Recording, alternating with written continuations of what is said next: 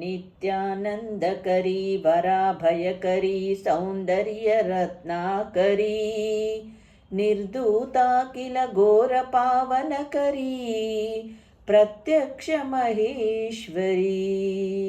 प्रालेयाचलवंशपावनकरी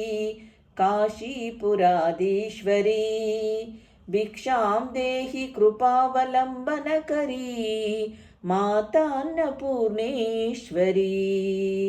नानारत्नविचित्रभूषणकरी हेमाम्बराडम्बरी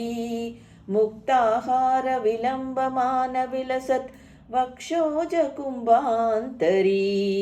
काश्मीरागरुवासितारुचिकरी काशीपुराधीश्वरी भिक्षां देहि कृपावलम्बनकरी मातान्नपूर्णेश्वरी योगानन्दकरी रिपुक्षयकरी धर्मैक्यनिष्ठाकरी चन्द्रार्कानलभासमानलहरी त्रैलोक्यरक्षाकरी